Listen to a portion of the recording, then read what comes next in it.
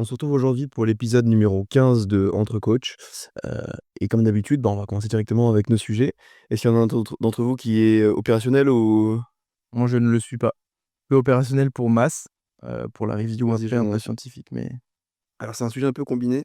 Du coup, ma question, ça va être comment est-ce que vous décidez genre imaginons vous récupérez un nouvel athlète ou vous commencez avec quelqu'un, peu importe, ou même quelqu'un que vous avez déjà. Comment est-ce que vous décidez de la direction du training d'un athlète? Donc en gros, quels sont les objectifs à court, moyen, long terme, on va dire? Hem Et comment est-ce que vous genre imaginons que vous avez pas de data sur quelqu'un, sur quoi est-ce que vous allez vous fier pour, vous dire: «OK, ça c'est le meilleur billet qu'on a entre guillemets à l'heure actuelle pour, te faire progresser». Je sais pas si vous comprenez ma question? Mmh. Je comprends. Et du coup, pourquoi? Bah, vas-y. Je commence? Vas-y. Bah, comme tu l'as dit dans la question, il y a 2 choses, c'est est-ce qu'on va avoir des datas ou pas? Et c'est ça qui va grandement diriger, au moins les 2-3 premiers blocs, j'ai envie de dire. Si on a de la data parce que c'est un athlète qui a déjà eu un coach ou quoi, ou même qui s'entraîne depuis un petit moment, bah, le but, ça va être de récolter ce qu'il a fait avant, ce qui fonctionnait, ce qui fonctionnait pas, les problématiques qu'il y avait. Et ensuite la direction, ça va être de prendre ces datas-là, de voir comment elles sont applicables, sur, plusieurs semaines d'entraînement et comment l'athlète réagit en fonction des retours que nous on lui fait et cetera. Pour ensuite, définir si il a besoin de telle ou telle chose par rapport à ce qu'il pensait avoir besoin. Et si jamais c'est un athlète sur lequel on n'a aucune data, donc par exemple, bah, en débutant, total, j'aurais tendance à dire que ce sur quoi je vais me concentrer au début, ça va être, globalement l'exécution de la technique, qu'il puisse comprendre comment exécuter un squat, un bench, un terre, le faire pratiquer le mouvement parce que si c'est quelqu'un de débutant et qu'il a très peu pratiqué, un des facteurs princi un des facteurs principal qui va faire que l'athlète va progresser et découvrir le sport, c'est de faire les mouvements. Donc je vais avoir tendance à faire pas mal, de répétitions sur les mouvements avec des séries un peu longues et tout. Comprendre la base du mouvement avant de chercher, par exemple, une optimisation ou un truc comme ça par rapport à ses leviers et cetera. Donc la direction, globalement, ça va être, selon moi, une direction de découverte, que ce soit moi par rapport à l'athlète, que je puisse découvrir son caractère, que je puisse découvrir la manière dont il a de réagir à l'entraînement et aussi l'athlète de découvrir, bah, comment moi je fonctionne, qu'est-ce que j'ai envie qu'il fasse comme travail, que l'athlète soit, dirigé correctement pour les premières semaines d'entraînement et puis après ça va dépendre aussi de la saison. Si c'est un athlète qui vient en suivi pour préparer une compétition spécifiquement et qu'à la fin du premier bloc, on aboutit à une compétition, ça va peut-être être un début un petit peu plus direct. On va rentrer dans des phases d'entraînement un petit peu plus précises et plus dures parce qu'à la clé, il y a une compétition et donc entre guillemets, on peut pas tout revoir à zéro, quoi. Ouais, un truc que je crois qui était dans la question de Coco et que tu pas trop répondu, c'est par rapport aux objectifs. Je pense que par rapport au niveau de l'athlète, on peut déterminer les premiers objectifs et souvent pardon, ils en ont aussi, tu vois? Si Mmh. le gars il arrive et qu'il dit, «Bah, moi je prends un coaching parce que je veux faire, je sais pas 500 kilos total», déjà tu vas pouvoir réguler son son objectif par rapport à son niveau actuel et tu vas pouvoir voir avec lui, bah, comme tu disais, court, moyen, long terme, comment atteindre cet objectif-là. Si le mec, il arrive, il a, je sais pas 420 kilos total, qu'il veut 500, tu lui dis: «Bon, bah, écoute, à court terme, c'est sûrement pas faisable» ou alors c'est vraiment que tu as un niveau d'entraînement, comme disait Charlie, qui est très bas et donc juste le fait de passer, à plus de fréquence, ça va t'aider à progresser et cetera. Mais déjà oui, on va pouvoir mettre en place, ce plan-là où tu vas dire, bah, si tes 500 kilos total, c'est l'objectif pour dans, je sais pas, 9 mois, voire 12 mois et ben d'ici là, il y a, l'entre-deux où on va aller chercher, 460-470 et cetera. Donc là-dessus, ouais, heu, il y a toujours des objectifs. Quelqu'un n'arrive pas avec, 0 et ouais, c'est très rare et même sans parler de kilos sur le total ou quoi, moi j'ai commencé un suivi, ce mois-ci avec, une athlète où l'objectif c'était: «Je veux plus avoir mal au dos», tu vois? Donc déjà c'est enfin, SO à Hugo parce que grâce à lui, on peut commencer un suivi en envoyant, les athlètes, vers lui, donc c'est le kiné qui travaille, avec nous. Donc déjà ça a pu la mettre en confiance et c'était, vraiment son objectif. C'était: «Moi, je prends un suivi parce que je veux, faire du deadlift sans avoir mal et après on verra pour, refaire des compétitions et tout» et en plus, bah, elle fait le Salone Worker Meet en octobre donc c'est premier objectif, je veux pas avoir mal et ensuite je veux aller jusqu'au Salone Worker Meet et faire une D'accord. compétition où, je suis en forme, tu vois? OK.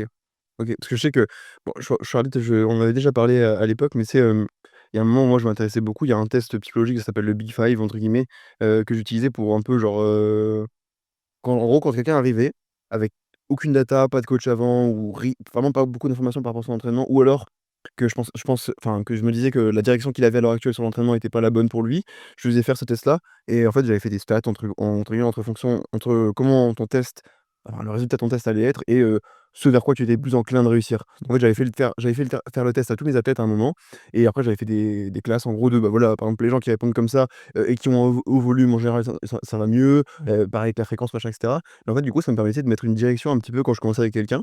En vrai, je trouvais ça intéressant parce que c'est juste que ça fait des datas, et c'est cool de savoir. Le truc, c'est que ça marche pas toujours. Bah, c'est ça te donne une direction. Donc après, du coup, tu as moins de temps à perdre pour trouver exactement enfin, tu perds moins de temps pour trouver, entre guillemets, «ce qui convient parfaitement». Mais bon, ça reste un test général. Il y a toujours des gens qui sont dans les exceptions et cetera. Mais du coup, je trouvais intéressant de faire ça à l'époque, et c'est vrai que maintenant, en vrai, j'y vais plus, au feeling slash je vais regarder quel est en gros, pour moi, quel est le profil d'un athlète que j'attends, enfin, qu'est-ce que j'attends d'un athlète, que ce soit en termes de fréquence, de capacité de travail, de technique, machin et cetera et je vais voir, en fait, où est-ce que ça pêche par rapport aux autres cases qu'il remplit et du coup, je vais essayer de remplir un petit peu plus les endroits où ça pêche. Par exemple, je prends l'exemple de certains athlètes que j'avais qui étaient très forts, mais qui avaient une capacité de travail qui était vraiment très, très, très moindre. Heu, on parle de peut-être 1-2 side squats par séance et après, c'était compliqué, vraiment tout se dégradait et cetera. Bah, mon travail, à ce moment-là, quand j'ai récupéré la personne, c'était de dire: «OK, je veux que à la fin de ce bloc, que tu sois capable de faire, peut-être 4-5 séries par séance, et forcément ce travail que tu pourras faire en plus qualitatif te servira» et ça peut fonctionner dans tous les trucs. Là, je parle des capacités de travail, mais il peut y avoir aussi, l'aspect, bah, comme tu disais, des gènes. Si je fais plus de 2 side squats, j'ai mal ou ma technique se dégrade ou j'arrive pas à tolérer de la fréquence. Enfin, il y a plein comme ça de petits aspects où je me dis: «Voilà, ça entre guillemets, c'est le profil général de l'athlète», donc bah, comme je disais, pour moi, il y a capacité de travail, le fait de pouvoir avoir une cohérence technique, de la garder tout au long de ta séance, de ton bloc, et même de ta saison. Le fait de pas avoir mal, enfin, régulièrement, même si évidemment ça on peut pas le contrôler totalement, et après, ça va un peu s'affiner en fonction de l'athlète et je pense qu'on a fait un petit peu le tour sur ce dont un athlète a besoin pour pouvoir, «performer» entre guillemets et du coup je regarde par rapport à ça. OK. Ouais, je suis assez d'accord. C'est, généralement, en tout cas, moi, quand je commence un suivi, j'ai tendance à faire un appel avec la personne et en discutant avec la personne par rapport, à la manière qu'elle a de s'entraîner et est-ce qu'elle pense que c'est une bonne manière ou pas. C'est, une des questions que je pose dans le questionnaire, début de coaching où en fait la question c'est, à quel point tu penses que ton programme était efficient? Et par rapport à cette réponse, souvent c'est assez intéressant parce que soit c'est j'ai l'impression que mon programme est super efficient, mais j'ai envie de passer encore un cap et dans ce cas-là, moi, ça me donne envie de creuser, genre, qu'est-ce qui était Mmh. efficient? Est-ce que c'était vraiment le cas? Parce qu'avoir l'impression que c'est efficient et l'être réellement, c'est différent et parfois, à l'inverse, il y a des athlètes qui étaient en mode, genre, 2 sur 10, j'ai l'impression que mon programme, il est pas du tout efficient, alors qu'en regardant un petit peu, sur le papier, ça semble être quelque chose de bon et donc du coup, ça veut peut-être donner des idées de travail, et de manière d'amener le travail à l'athlète en fonction de ce qu'il pense être efficient ou pas et donc pareil, je pense que ça fait partie aussi de la vision, globale du début de coaching pour essayer de Mmh. diriger les grands axes de Mais travaux, tu je vois? pense que ça donne aussi un axe sur est-ce que la personne qui est devant toi a besoin de changement ou non, tu vois? En général, si elle répond que son programme est pas du tout efficient, c'est qu'elle est consciente ou alors en tout cas elle se complaît pas dans ce qui se passe actuellement, donc il Mmh. faut faire du changement, tu vois? C'est souvent ça. Souvent quand les athlètes ont l'impression que leur programme est pas efficient, c'est pas que le programme est pas bon, c'est souvent que le programme ne Pas plaît adapté. plus ou pas adapté Mmh. ou alors qu'il y a des contraintes et que la personne s'entraîne sous contrainte. Elle va avoir l'impression que son programme est pas efficient, alors que ça peut être un super programme, si on regroupe purement des datas de Mmh mh. ce qu'a besoin l'athlète, mais pour X ou Y raison, ça peut être quelque chose qui plaît pas à l'athlète et dans ce cas-là, bah, il y aura pas d'adhérence et Mmh. ça va être difficile Je pense de qu'il y a l'aspect un peu monotonie aussi. Genre, quand tu suis un athlète depuis longtemps, tu sais plus ou moins ce qui fonctionne, donc tu restes un peu dans ce qui fonctionne et c'est le moment là où justement où je pense qu'il faut savoir être un peu créatif, parfois ramener du nouveau, ramener un truc qui va stimuler l'athlète en fait, parce que même si la personne est ultra genre, on va dire, calibrée, elle est en mode: «OK, moi ce que je veux c'est progresser, peu importe si mon programme me plaît ou pas». Il y a un moment ou un autre, si tu arrives pas à trouver un truc qui va un peu mettre du renouveau, challenger un petit peu l'athlète, bah, en fait il va le faire, mais il va pas le faire avec la même intensité qu'il le ferait si ils pouvaient se donner un petit truc et parfois c'est pas grand-chose, tu vois? Moi je sais que des fois je vais changer un format où je vais dire: «Écoute voilà, le but de ce bloc-là, c'est de conserver la même charge sur le bloc qui suit, mais de descendre enfin d'augmenter la répétition de 1 ou juste, un nouveau format qui est un peu challengeant», tu vois? Des fois c'est des trucs tout cons, mais ça permet vraiment de rebooster l'athlète et du coup de recréer un truc un peu une dynamique. Moi, ce que j'observe souvent, c'est quand tu commences aussi avec un athlète, vu que c'est du nouveau, vu qu'il y a beaucoup de choses qui changent, l'athlète en général est toujours à 100 et ça se passe souvent super bien et c'est un peu cette transition-là, on va dire après 2-3 mois de suivi où tu vas pouvoir faire la différence et continuer à entretenir ce truc de, Mmh. on va de l'avant et pas juste on tombe dans une «routine» entre guillemets. Et surtout, ce qui est intéressant, c'est que moi, en tout cas, je suis assez content parce que mes athlètes ont vachement confiance en moi et c'est-à-dire que quand je mets un nouveau style d'entraînement ou quelque chose qui change un peu, je l'explique et j'explique ma réflexion derrière ça et ça permet aux athlètes de comprendre déjà, ma réflexion et de savoir ce qu'ils doivent faire. Plutôt que de juste changer de bloc, mettre un format complètement nouveau sans expliquer quoi que ce soit à l'athlète, bah, l'athlète va peut-être être un peu perdu en mode: «Pourquoi je fais ça? Je comprends pas trop» et cetera et cetera. Qui plus est, peut-être ça me plaît pas trop. Moi, parfois, quand je fais des appels de fin de bloc ou même quand je discute avec mes athlètes et que je leur mets quelque chose de nouveau, parfois c'est pas un truc, hyper fancy ou hyper cool, tu vois? Mais j'explique pourquoi je pense que c'est utile Et ça donne un et essayer de ouais, d'amener un petit peu de challenge et de contexte dans ça et généralement les athlètes sont hype et ont envie de voir ce que ça va donner, tu vois? Donc ça, c'est aussi important, je pense.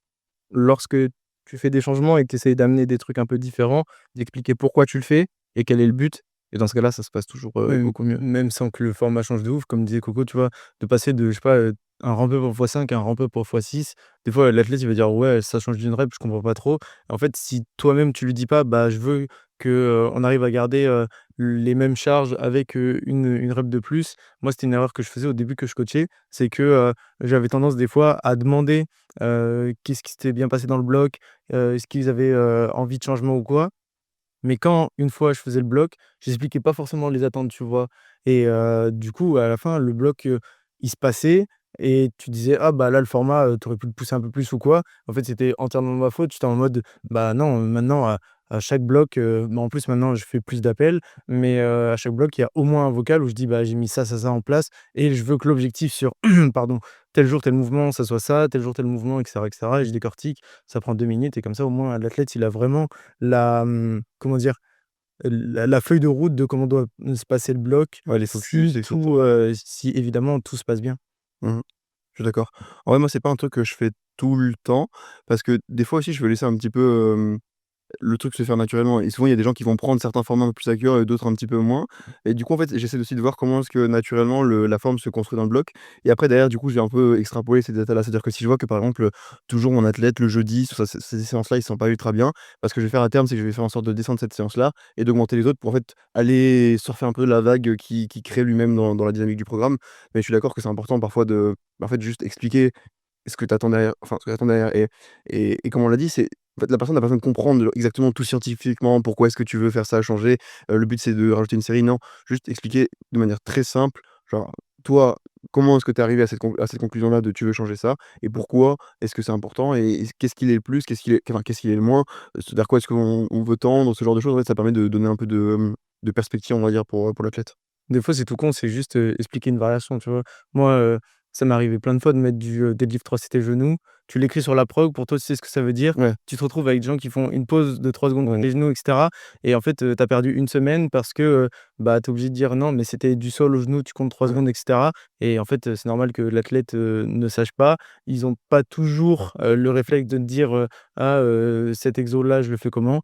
et encore une fois, c'est au coach de le faire, quoi. Ça évite de perdre du temps. Ouais, c'est ça, ça évite Mmh. de te perdre une semaine, quoi. Si tu commences ton bloc avec tel format et que le mec, il te fait une pause sous les genoux où il met, je sais pas, 160 kilos en triplé et qu'en fait, s'il avait dû faire un tempo, il aurait mis que 150, bah, ça change, tout.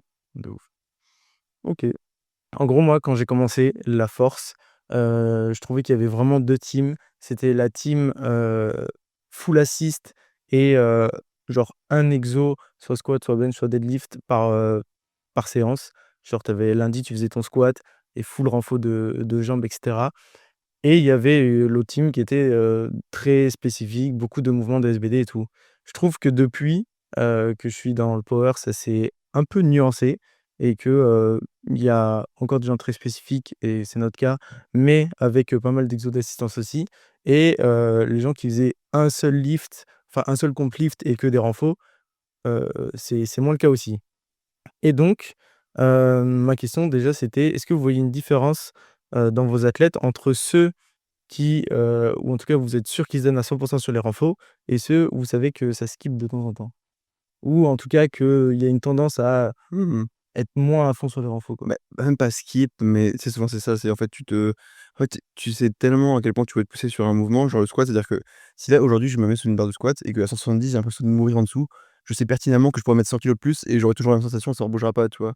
Mais le renfort parfois c'est pas comme ça, enfin, quand tu es sur un exercice un peu nouveau, que tu connais pas et sur lequel tu t'es jamais réellement poussé, en fait, tu as l'impression que tu es très vite proche de ton max alors qu'en réalité tu pourrais peut-être faire 50 de plus que ce que tu fais, tu vois? Ouais. Et ça je pense que ça dépend un petit peu des caractères de chacun. Bah, tu sais, il y a des gens qui sont juste, ultra «téméraires» entre guillemets et qui aiment bien se challenger pour se challenger. Et il y a des gens qui sont un peu plus sur la réserve en mode bon, je fais entre guillemets, «Je fais ce que j'ai à faire et je vais pas trop dans les sentiers, battus», tu vois? Donc moi, est-ce que je vois une différence entre les 2? Pas tant que ça, parce qu'en réalité, j'ai mets pas énormément de renfo et quand j'en mets, ça va plus être, de l'entretien, enfin, j'appelle ça de l'entretien, mais soit je veux maintenir une amplitude qu'on va plus faire et qui pour moi est importante, pour pouvoir pratiquer le mouvement sans avoir de gêne, soit ça va vraiment être plus un drill, technique ou enfin, moi je prends l'exemple, je pense que 70 du renfo maintenant, ça va être soit de la presse unilatérale ou du wood chop pour avoir de la rotation de buste ou de l'inclinaison enfin de colonne. Des fléchisseurs de hanches, c'est vraiment plus des trucs que je vois un peu en mode, c'est tu ta lame, tu vois? Genre ton couteau est déjà fait, mais tu juste ta lame pour être sûr qu'elle continue de bien trancher et qu'elle s'émousse pas, quoi. Donc est-ce que je vois la différence? Je vois la différence dans le sens-là, oui, parce que je trouve que ça réduit de fou la prévalence de blessures, sur certains exos très spécifiques comme ça, ou alors même pas de blessures, mais de gênes. C'est-à-dire que tu vas être moins enclin à avoir des gènes qui vont te limiter et en fait, c'est toujours pareil, quand tu as une gêne, c'est pas très grave, tu peux pousser dessus, mais le problème, c'est que si tu agis pas assez tôt ou tu comprends pas assez tôt le mécanisme de cette gêne, bah, ça se transforme en une gêne trop importante qui, elle, va te limiter à ce tour-là, tu vois? Donc en fait, c'est juste que ça limite à quel point en gros, les gens ressentent enfin, les athlètes que je vais avoir ressentent encore des gènes forcément par moment, mais ça passe moins souvent dans l'aspect, «Je peux plus le faire», tu vois? Et du coup, ça forcément pour moi, c'est un gain de temps de fou. Maintenant par rapport à des exos purement genre renfo en mode hypertrophie, moi, j'en ai pas énormément. Mais encore une fois, ça va dépendre de l'athlète que je vais avoir en face de moi. Est-ce que j'ai quelqu'un qui a énormément de temps à dévouer à l'entraînement ou pas? Est-ce que, ses capacités de récupération sont très bonnes? Est-ce que je suis justement dans une phase où je veux augmenter sa capacité de travail, donc du coup, je peux pas me permettre de mettre, le double de volume de squat parce que juste, bah, il va caler sous la barre.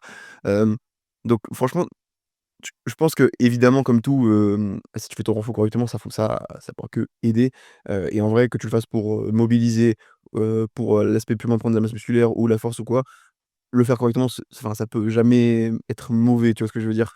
Donc pour moi, il y a une différence, mais comme il y a une différence sur, est-ce que tu fais ton squat ou est-ce que tu fais ton squat, tu vois? C'est un peu con de dire ça, mais il y a à faire ta série et faire ta série et en fonction du focus que tu mets, l'intention que tu mets dans ce que tu fais, bah, c'est ça qui fait la différence, quoi. Ouais, je suis assez d'accord. Moi, la différence que j'ai remarquée avec les athlètes et toute la partie qui ne concerne pas, les comp lifts, donc que ce soit du renfort ou même, par exemple, de la réhab, tu vois? C'est ceux qui marchent un peu à l'émotion et les robots, tu vois? Moi, j'ai remarqué ça. Il y a certains athlètes, les renforts, ils s'en fichent complètement de l'adhérence. La réhab, ils s'en fichent complètement de est-ce que c'est chiant ou pas. C'est: «Mon coach me dit de le faire, Faut le faire. parce que je dois progresser, je le fais, c'est tout, point barre», tu vois? Et c'est jamais et dans ce cas-là, c'est quasiment jamais, skip, c'est toujours fait avec rigueur et ça et c'est aussi un comportement qui se traduit sur les comp-lifts, tu vois? En fonction des formats que tu fais ou quoi, généralement, c'est ça. Et tu as les athlètes qui vont un peu plus fonctionner à l'émotion, c'est-à-dire que en fonction de comment ils se sentent, ce qu'ils ont envie de faire, ça va dicter un petit peu est-ce qu'ils vont faire ou pas les renfos. S'ils les font tout le temps, l'intensité qu'ils vont faire sur les renfos ou pas. Parce que tu en as, par exemple, ils vont faire, 2 semaines de renfo de malade et après vu que c'est la fin du bloc et qu'ils veulent plus se fatiguer pour les comp lifts, bah, ils vont, lever un petit peu le pied sur les renfos ou alors la réhab, ils vont la faire que quand ils ont mal ou que quand ils ont pas mal et cetera, ça dépend. Mais généralement, il y a des athlètes qui vont fonctionner un peu comme ça à l'émotion ou même par exemple, j'ai déjà eu le cas pour certains athlètes et ça m'est même déjà arrivé à moi, personnellement. C'est, je sais pas, tu traînes sur Insta, tu vois un lifter de ta caté qui est méga musclé et là, tu sais, tu as un déclic en mode, «Je suis vraiment pas assez musclé et du coup, je vais me tabasser au renfo», tu vois? Et sauf que ça dure 2 semaines parce que la raison pour laquelle tu vas faire ces renfos-là à 100 pendant 2 semaines, c'est juste parce que tu avais un mec musclé, plus fort que toi. C'est pas parce que toi, fondamentalement, tu as envie de devenir plus musclé pour devenir plus fort, si tu as du renfo, purement hypertrophique, tu vois? Donc moi, ce que j'ai tendance à à voir effectivement, c'est ça, c'est ceux qui sont un petit peu en mode robot et qui font tout coûte que coûte parce que, si c'est écrit sur la prog, je le fais et c'est tout, point barre. Et ceux qui vont un petit peu plus à l'émotion ou des fois, ça sert à rien d'en mettre parce que je sais pertinemment que ça sera pas fait correctement. Parfois, c'est cool d'en mettre parce qu'ils ont envie d'en faire, donc bah, on en profite et on en fait, tu vois? Et c'est ce que, ouais, moi j'ai remarqué, par rapport à ça. Et même moi, en tant qu'athlète, c'est aussi comme ça que je fonctionne. C'est un peu relou, mais c'est comme ça. Et du coup, j'avais une question sous-jacente qui est votre exo d'assistance favori pour chaque lift et une autre question sous-jacente, votre exo favori d'assistance pour chaque lift qui ne reproduit pas le mouvement. J'explique. Si votre exo, d'assistante favori pour le squat, c'est le pendulum, bah, ça reproduit complètement le squat. Donc là, un où, c'est pas un mouvement de squat, au coucher ou c'est pas un Mmh. mouvement de pousser comme ça. Bah, moi, je peux commencer. Vas-y. Déjà, quand je mets des renforts, généralement, pour tout ce qui est, purement hypertrophique, j'ai tendance à mettre des exercices qui sont sur la chaîne antagoniste du comp lift qu'on a fait sur le jour. Mmh. Par exemple, si on a travaillé, le squat et que c'est un athlète qui bon, généralement, le squat, c'est quand même hyper complet parce que c'est polyarticulaire, mais généralement, si l'athlète a un mouvement de squat, je vais avoir tendance à mettre un exercice après pour, la chaîne postérieure, tu vois? En fonction de ce qu'il a eu, de la variation qu'il a eu et cetera. S'il a fait du deadlift, que c'est quelqu'un qui tire en tradi, par exemple, bah, je vais peut-être mettre un exo de renfo pour, plus la chaîne intérieure, donc les quads, et cetera et cetera. Après, pour ce qui est du dos, enfin le haut du corps au niveau du dos, bah, quasiment à chaque fois, vu que en tout cas quasiment tous mes athlètes ont du bench à chaque séance. Lorsqu'il y a un renfo, c'est dos, épaules, parce que c'est ce qu'il y a d'assez important et encore une fois, c'est des muscles qui sont, un peu antagonistes des compes, bah, par exemple du comp bench et donc qui peuvent être utiles pour plusieurs choses, la stabilité ou même la santé, globale, des articulations et cetera et du coup, les exos que j'aime beaucoup faire généralement, pour le bas du corps, j'aime bien faire, un mouvement de hinge, plus ou moins quel qu'il soit, donc du RDL unilatéral. Pour tout ce qui est chaîne postérieure, j'aime vraiment bien faire ça. Ensuite, pour tout ce qui est chaîne antérieure, donc au niveau des quads, j'aime bien les fentes. Par rapport à ça, c'est cool, mais du coup, des fentes, avec beaucoup, beaucoup de flexion de genoux, ça ou de la presse, pareil avec de la presse avec beaucoup de flexion de genoux, donc les pieds qui sont placés assez bas sur le plateau. Je trouve que c'est pas mal. Mais du coup, c'est des exercices qui ressemblent pas mal au pattern de squat. Donc si je devais choisir un mouvement purement et simplement, hypertrophique, je dirais, du leg extension ou du leg, ou du, ouais, du leg extension ou du leg curl parce que c'est pas des exercices polyarticulaires. Donc vu que c'est de l'isolation d'un point de vue purement musculaire, c'est pas mal et tu littéralement qu'une articulation qui bouge, donc c'est différent des comp lifts et ouais, voilà. Après pour le haut du corps, les tractions, j'aime bien. Je Ouais. trouve que c'est cool, et si on parle plus d'isolation ou de mouvements vraiment peu spécifiques, je dirais, les élévations latérales complètes, j'aime bien pour les épaules. Quand tu dis complète, c'est genre, Ouais, en mode, le ouais, ouais, butterfly raises, moi, comme je les appelle. Ouais, ça, c'est assez cool et après, bah, pareil, des exercices d'isolation, genre triceps extension, biceps curl, Mmh. c'est cool aussi. OK. Pour s'éloigner vraiment du format, de mouvement polyarticulaire. OK. mmh alors je vais pas faire un mouvement du coup, si on parle de ma tier list des variations, enfin spécifiques et non spécifiques du coup, donc Ouais. au squat spécifique, je pense que ce serait j'en ai 2 comme j'ai dit avant pour moi du coup presse unilatérale même si c'est déjà pas très spécifique et bah, du coup pendulum. En non spécifique, alors franchement ça va peut-être paraître bizarre, mais comme je l'ai dit avant, pour moi c'est genre tout ce qui va être rotation de buste, donc en gros soit du pile of press, soit du wood chop, des choses comme ça. Je trouve que ça a vraiment un intérêt de fou, genre sur l'aspect juste maintenir, des capacités de position au niveau du dos que tu perds quand tu es en force. Ce que je dis toujours à mes athlètes: «Pourquoi est-ce que je fais faire de l'unilatéral? Pourquoi est-ce que je fais faire ces mouvements-là d'inclinaison, de flexion, de rotation?» C'est qu'en fait, c'est des mouvements qu'en power on fait pas du tout, du tout. Tu as que des mouvements qui sont, bah, qui sollicitent le corps entier, donc qui sont bilatérales, et tu as très peu de mouvements de manière générale. Quand ton but c'est de brace, c'est d'être le plus positionné possible sans avoir aucune déviation. Donc tout ce qui va être flexion, rotation, inclinaison, c'est des trucs qu'on fait quasiment plus au niveau de la colonne et déjà je trouve que c'est important d'entretenir l'amplitude dans le sens où, en fait, sur du lourd, tu vas forcément avoir un petit shift, un truc qui va faire que tu vas te retrouver dans une position où tu es pas exactement dans la même. Donc c'est bien d'y être un peu préparé et je trouve aussi qu'à force de plus bouger dans ces amplitudes, ça limite un petit peu tout ce que tu peux faire et tu peux très rapidement, en fait, te ressentir un peu gêné, l'impression de plus avoir la capacité de faire ton mouvement comme tu le veux, mais de le subir, en fait. Je sais pas comment expliquer. Mmh. Donc pour moi, c'est un peu là une manière d'entretenir des amplitudes qui sont utiles au squat. Au bench, du coup, bah, c'est compliqué parce que je pense que le bench, c'est là où je mets le moins d'exos d'assistance parce que pour moi, c'est un des moments où tu peux faire le plus sans avoir besoin de faire des trucs à côté. Hem, En exo spécifique, je pense que je dirais du développé couché haltère tout simplement. Ouais, parce que c'est un mouvement assez similaire, mais c'est pas la même chose non plus. Et ça permet souvent de faire des enfin, c'est un exo qui force un peu plus des hautes reps parce que c'est compliqué de faire des fois 1, fois 2, fois 3 au développé couché haltère parce que juste, le setup est trop chiant. Mais pour autant, ça permet de faire un peu plus d'amplitude, souvent parce que du coup, tu es pas limité par l'aspect, la barre touche ta poitrine, et tu peux jouer un peu avec les, positions de tes bras pour, voir ce que tu veux targeter dans quelle mesure. Heu, En non spécifique, c'est une bonne question. Heu, En vrai, je pense que je dirais, un truc genre face pull. Mmh mh. Face pull ou des YTW, enfin un truc juste pour encore une fois mobiliser les épaules, dans des amplitudes qu'on n'a pas forcément l'habitude de faire. Ou alors, je sais pas si ça compte, mais un OHP. Mmh Le mh. truc c'est que pour moi un OHP ça reste enfin, c'est proche du pattern de bench quoi, juste tu pousses vers le haut, mais c'est pas la même chose non plus. Et pour le terre, la variation de base, en vrai, pour moi, ce serait juste un truc encore une fois comme Richard l'a dit, qui travaille le mouvement de hinge. Ça va dépendre de qui j'ai en face. Si c'est un mec qui fait beaucoup de sumo, un truc genre, full ampli, en tradi, juste pour travailler le hinge et être sûr d'avoir encore la rotation interne en flexion de hanche, enfin, ce genre de choses.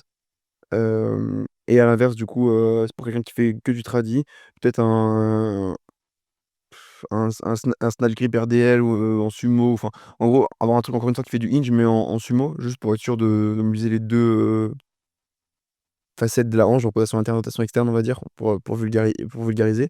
Et je pense que du coup, mon exercice de renfo préféré, ce serait, ouais, en vrai, du reverse hyper. Je trouve que c'est un exo qui est ultra bon, ça ressemble à un terre parce qu'en soi, tu fais une extension de hanche, mais c'est sur une machine. Mais je trouve que c'est un exo qui est ultra complet et pour les gens qui ont du mal, enfin, qui ont parfois cette sensation d'avoir l'impression de pas pouvoir générer de force ou d'être limité au niveau du dos au bas du dos parce qu'ils ont l'impression que, genre, c'est le maillon faible et en mode ils peuvent pas pousser parce que cette partie-là veut pas.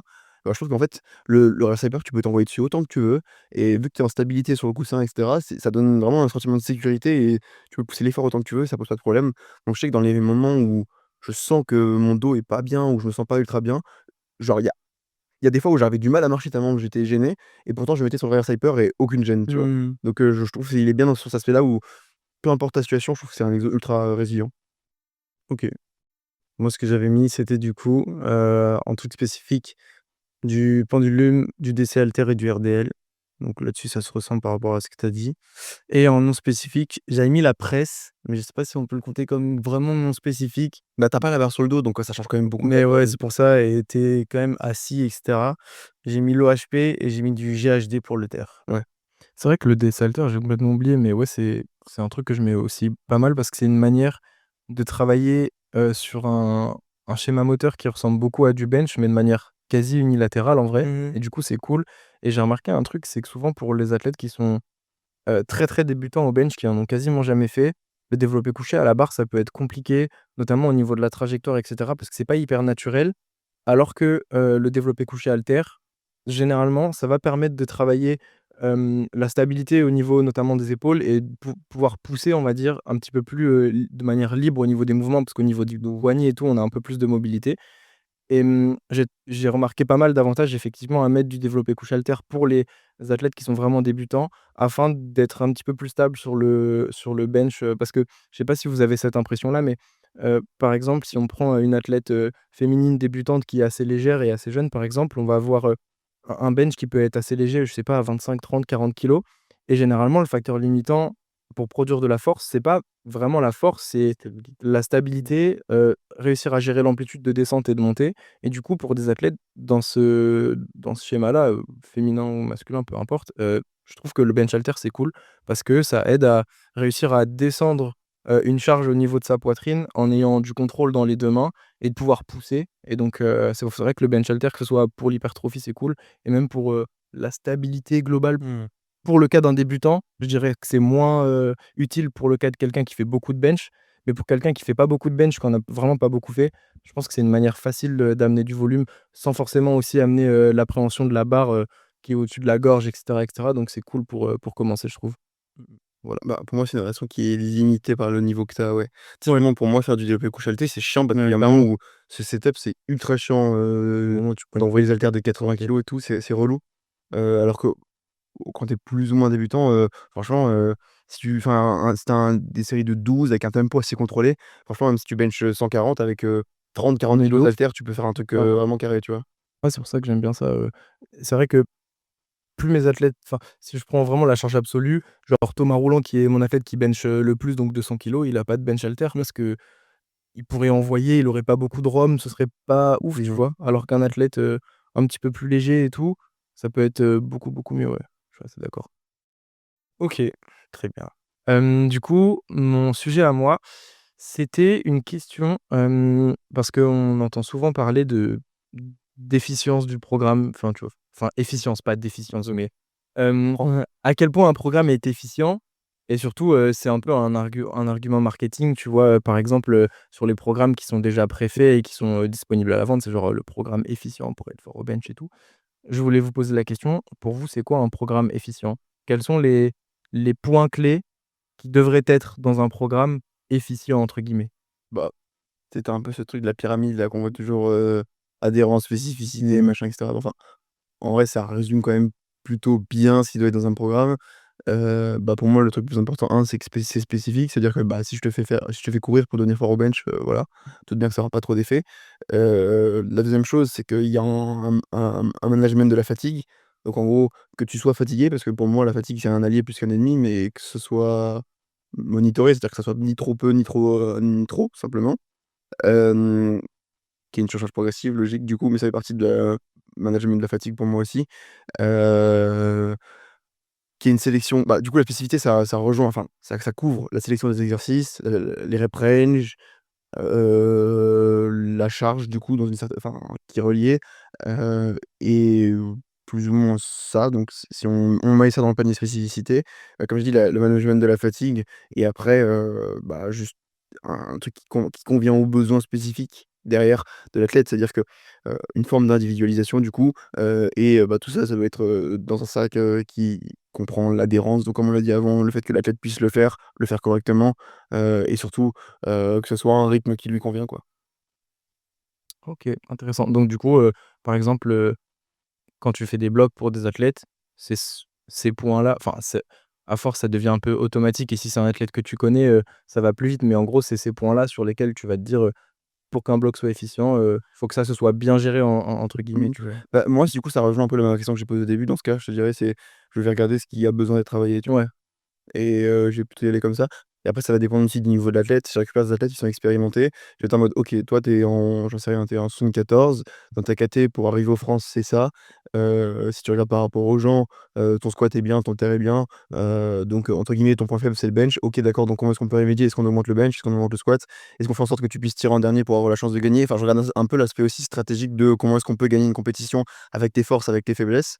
Et après, bah, tu construis un truc sur le long terme et surtout, je pense que en vrai de vrai, il y a quasiment aucun athlète que j'ai récupéré, peu importe son niveau, à qui j'ai pas fait faire quelques changements techniques, tu vois? Je pense qu'il y a toujours des trucs un peu, à améliorer, mais que pour moi, il y a un gros, manque sur ce côté-là, je pense que d'un point de vue programmation, il y a beaucoup de gens qui sont pas mauvais parce qu'une fois que tu as compris les principes, enfin, comme on a dit, il y a plein de choses qui fonctionnent, donc il y a pas de problème avec ça.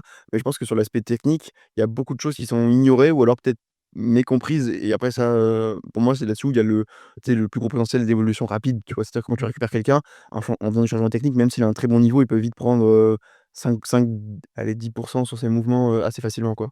OK. Le frérot a tout dit, hein. Non, Ah, en vrai les points les plus importants, je dirais, c'est ça, c'est, répétabilité dans le sens où tu peux faire plusieurs semaines dans ton bloc avec, la 1re semaine et dans le sens où il y a le côté fatigue où il faut que le comment dire? Le stimulus te fatigue, mais il faut pas non plus que, tu puisses faire qu'une seule semaine avec ce bloc-là. Faut pas non plus qu'au bout de la 1re semaine, ça soit comme si tu as rien fait. On dit hier avec Thomas, le jeune Thomas et donc il y a ces 2 paramètres-là. Il y a le sens, surcharge progressive. Tu peux faire ta semaine 1, mais tu peux faire une semaine 4 qui va être, 10-15 plus élevée que la mmh semaine 1 et cetera. Donc en plus de ce que Coco a dit là, ouais, je dirais ces points-là, tu vois? OK, intéressant. et toi?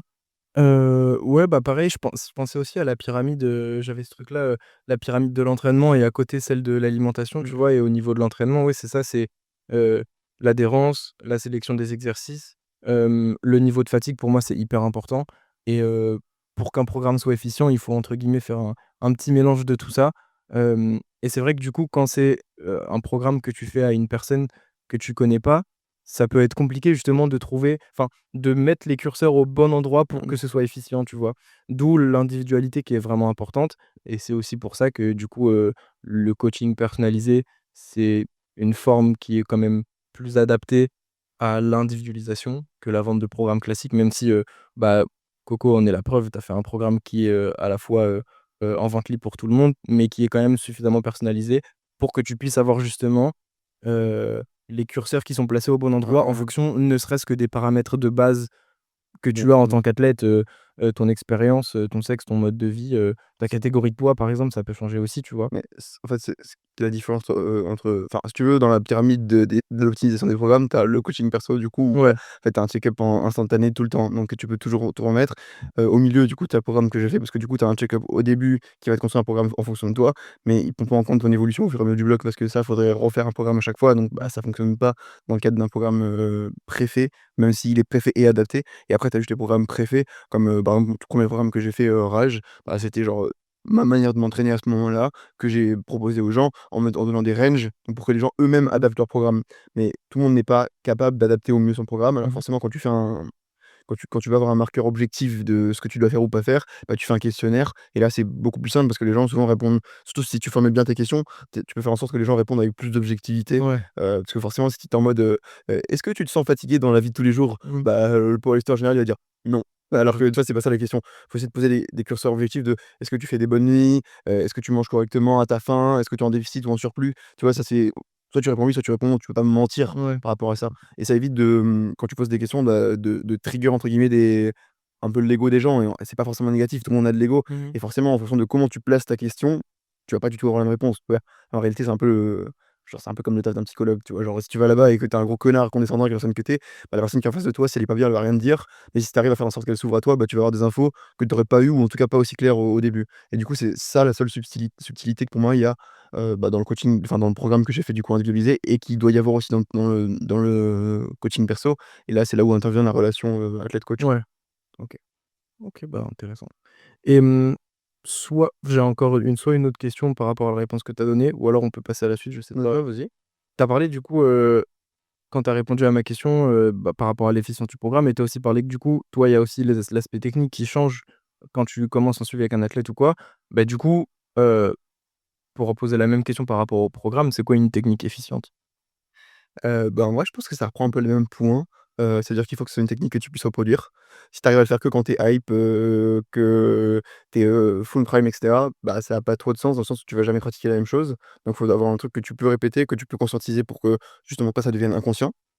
Après c'est une technique sur globalement, enfin, si tu prends les préceptes de qu'est-ce qui fait une technique optimisée, c'est tu fais en sorte de réduire, enfin pas réduire, d'équilibrer au plus les contraintes sur toutes les articulations qui sont mises en jeu, histoire de pouvoir, pas avoir de maillon faible. C'est-à-dire que, si je soulève 100 kilogrammes, et qu'on je vais faire vulgariser, mais qu'on dit que c'est 100 newtons de force à produire, s'il y a 80 qui vont sur, par exemple, au squat, fessier, et enfin fessier adducteur, et 20 sur les quads, bah, malgré le fait que tes fessiers et tes adducteurs soient plus puissants que tes quads, dans l'idée, ça doit être probablement plus, un 60-40. Après évidemment, ça va s'adapter en fonction de la morpho. Si vraiment tu as un mec qui est, en gros point fort quad, bah, peut-être que ça va devenir 50-50 ou voire 40-60. En fait, tu vois, ça doit s'adapter comme ça en mode pour qu'il y ait le maillon faible soit le plus fort possible, et donc du coup, plus il va être fort, moins il va limiter le reste qui est plus fort que le maillon faible. Et donc du coup, tu vas faire en sorte de shifter où est-ce que tu vas mettre ta contrainte en fonction de là où sont les points forts et là où sont les points faibles, et dans une certaine mesure de réduire l'amplitude. Heu, Au squat, enfin, les gens pensent que la seule manière de réduire l'amplitude, c'est de faire du sumo ou de faire du high grip au bench. Au squat, il y a aussi des manières de réduire l'amplitude. Comme moi je le dis tout le temps, si tu pousses moins tes genoux en avant, bah, tu auras moins d'amplitude de manière générale parce que tu auras moins besoin de descendre tes hanches. Heu le low bar, c'est une manière de plus ou moins réduire l'amplitude, même si c'est pas réellement ça, mais dans les faits, ça fonctionne de la même manière. Enfin, il y a cet aspect, réduction d'amplitude. Et après, il y a, comme j'ai dit, l'aspect, pouvoir reproduire. Mais pouvoir reproduire, c'est pas juste, enfin, il y a l'aspect conscientisé, mais aussi l'aspect, au niveau des gènes. Par exemple, je prends toi ton enfin, du coup, par rapport à tes genoux, Mmh mh. si on regarde ton corps, tu as des gros quads, donc on va te faire peut-être plus squatter en genoux, mais si on te fait squatter plus en genoux, bah, au bout de 3 semaines, tu as les Tu es épaules mort. bousillées, voilà. Donc il y a l'aspect, ce que tu peux faire et ce qu'en théorie tu devrais faire, tu vois? Et après, il faut trouver un juste milieu, quoi. OK. Moi, un point que je rajouterais, c'est que, généralement aussi, il y a, tout ce qui est morphologie, tu vois? Mais j'irais au-delà de ça, c'est que la morphologie en soi, c'est une chose, mais il y a aussi tout simplement des fois ça se voit. Enfin, plus tu coaches des gens, plus tu vois si une personne elle doit tirer d'une certaine manière, tu vois? Moi, ça m'est arrivé dernièrement avec quelqu'un avec qui j'ai commencé, hem quand je l'ai récupéré en coaching, il faisait du sumo et du tradi, tu vois?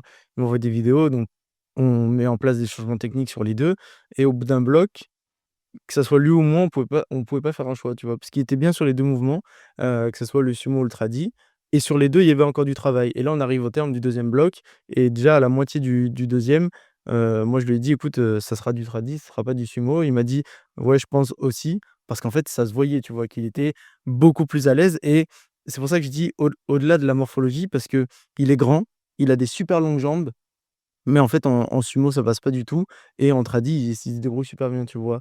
Donc il y a aussi ce côté-là, voir et avoir l'œil de, est-ce que cette personne est faite pour, avoir un max grip au bench, être en Ouais, sumo, en tradi, faut essayer tu vois?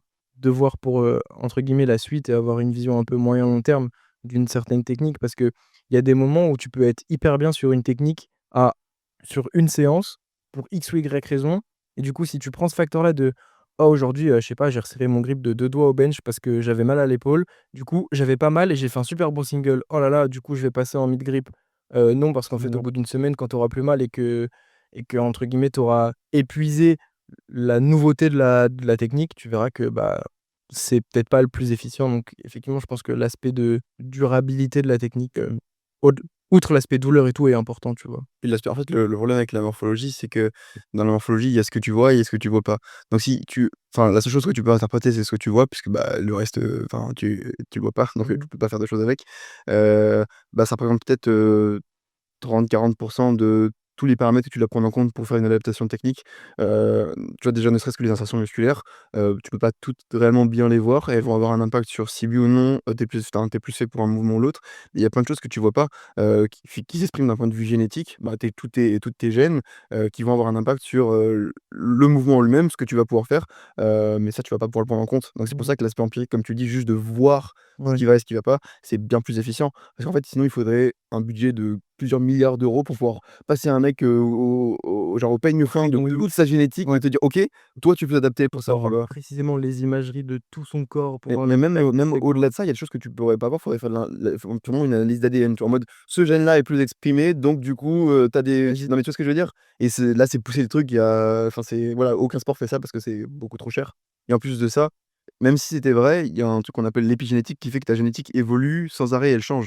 Alors ton patrimoine génétique, il va passer de genre A à Z, évidemment, il va peut-être devenir B, C, D au fur et à mesure de ta vie, mais ça peut quand même évoluer et faire que du coup, enfin si vous voulez, c'est un peu l'aspect du hasard. Quand on Si je lance une pièce, et que je la lance 1000 fois, à la fin, j'aurai 500 C'est ça, verso, ça 500 recto et le principe de la génétique, c'est souvent ça aussi. C'est-à-dire que si j'avais que 2 gènes qui s'expriment pour me faire fort, bah, j'aurais peut-être la chance d'avoir les 2 gènes pour être fort ou les 2 gènes pour être faible. La vérité, c'est qu'il y a probablement 1 million de gènes qui jouent sur le fait que tu vas être fort ou non et donc ton corps doit exprimer ce 1 000 000 de gènes-là, bah, à la fin, il y a de grandes chances que tu sois proche de 50-50.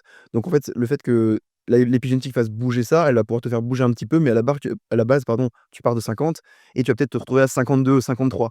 Mais ces 3 là de différence peuvent faire une grosse différence par rapport à l'espèce humaine. Mais voilà, si on s'éloigne de nos espèces à nous et on se retrouve sur des espèces qui ont des gènes plus faits pour ça, genre, une espèce proche de nous, genre tout ce qui va être, les singes, on se rend compte qu'on a des caractéristiques morphologiques relativement similaires et pourtant ils sont 20 fois plus forts que nous, tu vois ce que je veux dire? Et donc c'est là où le patrimoine génétique joue, mais dans une espèce qui est la même, bah, il y a pas non plus des différences, énormes. OK. J'ai un peu dévié, mais Ouais, c'est parti en cacahuète. Alors, pour la review du coup de masse, j'ai lu ce matin une étude sur, les temps de repos entre les séries, et du coup, est-ce qu'on devrait avoir des temps de repos actifs ou passifs? je pense que ça dépend de l'exercice, enfin du type d'exercice. Alors là, pour le coup, il y a eu du coup, plusieurs études qui ont été traitées, par l'équipe, d'Eric Helms et il y a certaines études qui traite, d'exercices assez, légers en termes de charge, donc des intensités assez basses avec beaucoup de répétitions et de temps de repos assez courts, donc des efforts qu'on pourrait dire plutôt d'endurance. Mmh. Et il y a aussi des études qui ont été faites avec du coup des exercices, un petit peu plus hauts en intensité. J'ai quelques exemples. Par exemple, il y a un protocole qui a été utilisé qui était, du coup, 5 séries de 8 répétitions à 52 du 1 RM. Du coup ou alors pendant les temps de repos, il y avait, repos actif ou passif et il y a d'autres, études qui ont été utilisées avec des protocoles, utilisant un 5 fois 8 à 70-75 du 1 RM sur des exercices de développé couché à la Smith Machine ou du squat. OK. Et qu'est-ce qu'on appelle actif ou passif? Ouais, ce que j'allais dire, ce qui Bah, dans les études, ce qu'ils avaient fait généralement, c'est pour l'exercice du haut du corps, donc pour, le bench et du coup, à la Smith Machine, c'était, heu, des exercices enfin c'était, plusieurs répétitions, donc généralement c'est la moitié du temps de repos avec des répétitions à la presse horizontale à, 5 du Presque 1 RM. pec? À pec? Ouais, OK. c'est ça. Pour tout ce qui était le haut du corps, c'était ça. Du coup, c'était, pendant la par exemple, s'il y avait un temps de repos de 2 minutes, bah, tu faisais pendant Oui. 60 secondes, beaucoup, beaucoup, beaucoup de répétitions. Il n'y avait pas un nombre il devait avoir un nombre précis dans vraiment le détail de l'étude, mais en gros, c'était ça, pour les exercices entre les séries, pour les pecs et pour les jambes, on avait soit, du vélo, donc à très basse intensité, à savoir 50 à 70 tours minute pendant la moitié du temps de repos ou alors de la marche, normale, Ça pareil pour la moitié du temps de repos. Ça, c'est pour l'étude pour, une étude, précise. Pour d'autres études, on je voulais en parler plus tard, mais on peut le dire aussi. Ils ont essayé de faire des temps de repos actifs avec des étirements statiques, j'oublie un terme, tac, tac, tac, tac. Étirement statique antagoniste, voilà, c'est ça. Où en fait, par exemple, pour le bench, ils faisaient des étirements au niveau, des grands dorsaux, et au niveau du squat, ils faisaient des étirements au niveau des ischios. Donc pareil, c'est, pendant, quasiment la moitié du temps de repos, donc c'était généralement, 1 minute pour des temps de repos de 2 minutes. d'accord et du coup, la question, c'est qu'est-ce qui est le plus efficient? C'est ça. Mais comment est-ce qu'ils monitorent l'efficience? Parce que sur un format genre un 4x8 à 30 dans tous les cas, tu vas En fait, récupérer. ils ont mesuré le taux de lactate sanguin, OK, le nombre de répétitions, enfin le la ah non, ils ont la vitesse, pardon. OK. Donc, est-ce que tu es plus rapide? Est-ce que tu as moins de lactate? Et pour certaines études, ils ont mesuré, en fonction est-ce que tu pouvais faire plus de reps ou pas. Ça, c'était sur une autre étude où il y avait pas de rep fixe. Donc généralement, c'est ça, c'est, heu, la force, enfin la vitesse, le lactate sanguin et est-ce que tu peux faire plus de répétitions ou pas? OK. Bah, de mon point de vue, sur le léger, le fait d'avoir des trucs entre, ça pourrait aider. Sur le lourd, je pense pas. En fait, ça va dépendre de enfin, selon moi, hein, parce que j'en sais rien du coup, mais à quel point tu pousses l'exercice. Si tu pousses beaucoup l'exercice, tu auras besoin de temps de repos pour revenir à la normalité, du coup, pouvoir reperformer. Sur un exercice plus simple, ça va peut-être te stimuler, juste ce qu'il faut pour qu'en gros, dans tous les cas, tu aies récupéré, mais que tu sois un peu plus, prêt, nerveusement, on va dire. OK. Est-ce que tu as ouais, mon une pote, ils take vont sur dire ça? que c'est mieux de faire du actif que du passif. OK. Alors, tac, tac, tac, tac, tac, j'ai pris énormément de notes. Hem Donc le protoc enfin la réflexion que du coup l'équipe d'Eric Helms s'est fait, c'est que sur le protocole utilisé, donc le 5 fois 8 à 50 du 1 RM, c'est un protocole qui est trop facile et donc du coup, les résultats étaient vraiment pas significatifs parce que tout simplement l'effort qui était Mmh. demandé était trop facile et du coup, ils ont, conclu sans avoir, la possibilité de le faire parce qu'il aurait fallu faire une étude, que sur des formats plus spécifiques, on aurait eu enfin les résultats auraient été de mieux en mieux en Mmh. fonction de la difficulté de l'effort. Effectivement, c'est moins approprié, un entraînement en force qu'un entraînement d'endurance de faire du coup du repos actif. Mais tac, tac, tac, un des grands, grands avantages du coup de faire du repos actif, c'est que ça te coûte rien, en fait. Et la finalité du truc, c'est, les études montrent que globalement, il y a très peu, de bénéfices à tirer de ça, mais, la réflexion de l'équipe d'Eric Helms, c'est: ça coûte rien en termes de temps, d'énergie, même de logistique, que du coup, on a des bénéfices à ça, tu vois? Il y a eu selon les études des améliorations des performances, que ce soit, le taux de lactate sanguin qui baisse, la vitesse qui augmente au fur et à mesure des séries, lors des exercices et cetera. Donc sur le papier, ils traitent de, quasiment une dizaine d'études et en fait, c'est quasiment 50-50. Ça dépend. Par exemple, il y a une étude où ils ont fait un protocole de repos actif qui était trop fatigant, où en fait le protocole c'était, 60 secondes de air squat entre des séries de leg press et en fait, c'était tout simplement trop fatigant et donc du coup là, sur ces études-là, il y a eu des résultats négatifs. Sur les études, globalement, où le protocole c'est, du vélo à très basse intensité ou de la marche, heu, globalement, ça peut être bien sur, les efforts plutôt, à plus de répétitions et temps de repos assez court. Donc si par exemple, on imagine un format d'entraînement, comme un EMOM, ou alors un, je sais pas, tu Un dois cluster. faire ouais, voilà, un cluster. Dans ce cas-là, effectivement, marche, vélo ou alors, pour tout ce qui est pec, sinon on voulait, le traduire pour la force. Je pense que faire, des séries de presse horizontale, c'est pas ouf, mais il parlait dans l'étude, pour les gens qui font, de l'haltéro ou du power, de juste faire de la contraction volontaire en faisant un schéma de bench, bah, ça pouvait aider. Donc, globalement, Après, je pense que c'est un truc que tu fais un peu naturellement. Genre typiquement, moi après une série de squats, je m'assois pas tout de suite. Une grosse série de squats, je vais forcément marcher, prendre un peu l'air, respirer, tu sais? Je vais pas, instinctivement, je pourrais pas faire la transition, 180 BPM, pression sanguine, là, à je m'assois. La transition, elle serait trop rude. Donc souvent, quand j'ai une grosse série, soit je vais dehors, je marche un peu, je prends l'air, tu vois? Mais je suis très rarement complètement inactif. c'est ça. Et donc, en fonction de tout ça, ce qui semblerait le mieux à faire, c'est la marche ou le vélo. Ça semble être la manière la plus facile et la plus optimisée de récupérer, pendant ces temps de repos. En tout cas, mieux que de ne rien faire, même si c'est une marge, vraiment, vraiment légère et si on fait des efforts qui sont un petit peu plus dans l'endurance, que ce soit, par exemple, bah, pendant des renforts ou même pendant des clusters ou des formats, qui sont assez longs en termes de reps et bah, effectivement, dans ce cas-là, ça pourrait, heu, ça pourrait aider. Et au niveau des étirements, apparemment, au niveau des étirements du coup statiques antagonistes, ça serait un petit peu mieux pour tous les efforts à plus haute intensité. Mmh. Donc Bah, ça permet quand même de te reposer. Enfin, c'est vraiment genre pour le coup du repos, enfin, du oui, repos actif, mais pas vraiment de clairement. repos, quoi. Alors que le vélo, ça reste quand même une activité, donc ton cœur monte, et cetera.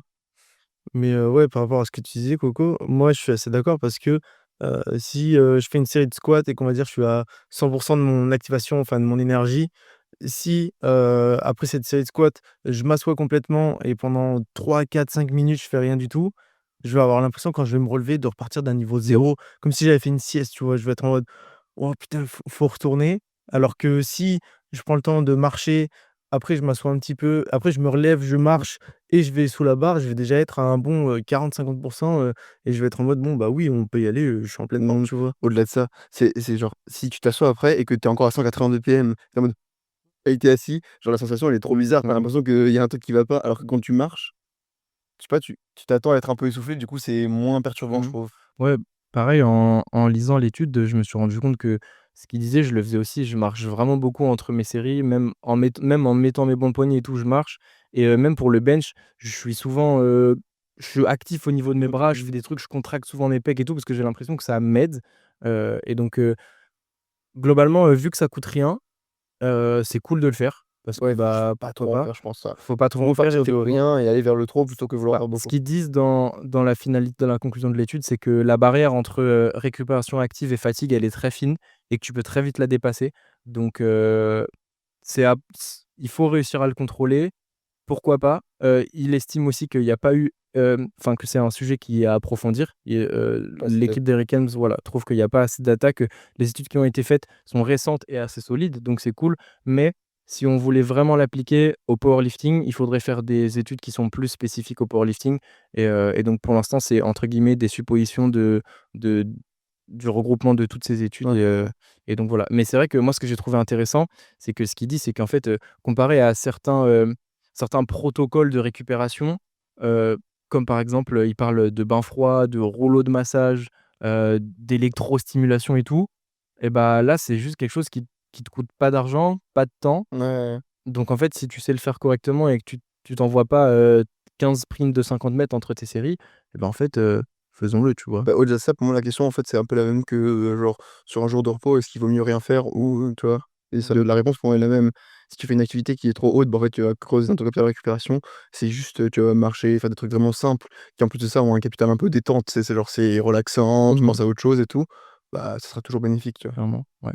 Donc voilà, essayer d'être un petit peu actif pendant ces temps de repos, c'est mieux que poser son fion dans sa chaise de camping et manger des Et rien après manger en soi, c'est une forme d'activité, hein. Tu contractes la ouais. mâchoire, Et swiper sur TikTok, c'est une sorte d'activité ou pas? Parce que ça on en voit à la salle, hein. comme ça entre les séries. Je suis en mode: «I» En plus, tu as vu l'étude, il y avait une étude qui était sortie là-dessus justement qui disait qu'en gros, être sur les réseaux pendant C'est 15 minutes avant ton entraînement, terrible, ouais. ça nuit ah ouais? à ta performance. En fait, je Ouais, pense moi que c'est aussi, l'aspect cognitif. C'est trop stimulé par, les réseaux, tu es moins stimulé par ta séance, donc du coup, tu gaspilles ton énergie, d'un point de vue cognitif dans le scrolling plutôt que dans ta Ah séance. franchement, moi, c'est rare que je scrolle sur les réseaux, hein. Parfois, je suis sur mon téléphone parce que je cherche genre des musiques ou parfois je parle à des gens sur Insta, tu vois? Mais je scrolle pas, dans les reels, tu vois? Ça va dépendre. C'est assez rare en vrai. Justement, Entre les mouvements, si. parfois j'ai envie de me sortir de trucs pour me Mmh. calmer et donc du coup, je vais faire ça parce que ça va me prendre mon attention, sinon je vais être trop focus sur ce que je veux Moi, je faire. regarde Mais un live sur YouTube, genre d'une musique ou un truc comme ça, quand je veux penser à autre chose. Genre, je vais sur YouTube, je mets une musique que j'aime bien, mais je mets genre un live et du coup, je regarde et voilà, je OK. passe à autre chose. Ça m'arrive. Plutôt que d'aller sur, j'essaye d'aller moins sur Insta, même si j'y vais aussi, pas faire le mec parfait. non, évidemment. Mais voilà. OK. OK. Si, petite question en lien avec le premier sujet, que pensez-vous des exercices accessoires pendant la semaine avant une compétition? Ah oui, sur l'avant-dernier, ça. En fait, ça revient un peu du coup avec ce qu'on a parlé, c'est drôle. Bah, en fait, pour moi, des accessoires, si tu en faisais dans les 2 semaines avant ta compétition, pourquoi arrêter de le faire la semaine de la compétition? C'est que ça fait partie de ton bloc. Donc, si tu penses qu'en arrêtant les accessoires, tu seras meilleur le jour de ta compétition, c'est probablement que tu en faisais juste trop dans ton bloc de manière générale et que tu aurais dû faire ça dès le début. Je suis assez d'accord. Moi, j'ai tendance à ne pas enlever les accessoires une semaine avant la compétition parce que au delà de l'aspect fatigue qui est généralement, facilement contrôlable, il y a juste le fait de bouger, de faire du mouvement et je trouve que c'est bien, justement. Donc moi, ce que j'ai tendance à conseiller, c'est que, par exemple, j'ai des athlètes qui, se mettent mal sur les assistances et du coup, ils font quasiment tout leur bloc tout le temps avec des courbatures et tout. Mais, ça se passe bien, tu vois? C'est OK.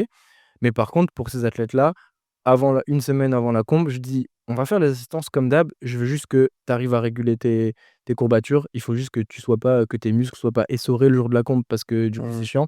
Mais du coup, c'est quelque chose qui est, entre guillemets, «exceptionnel» parce que c'est pas quelque chose qu'on fait tout le temps. C'est juste que le gars est quasiment tout le temps sous courbature parce que vraiment, il s'entraîne beaucoup, beaucoup, beaucoup pour le coup. Là, j'ai un cas précis en tête, il s'entraîne vraiment beaucoup.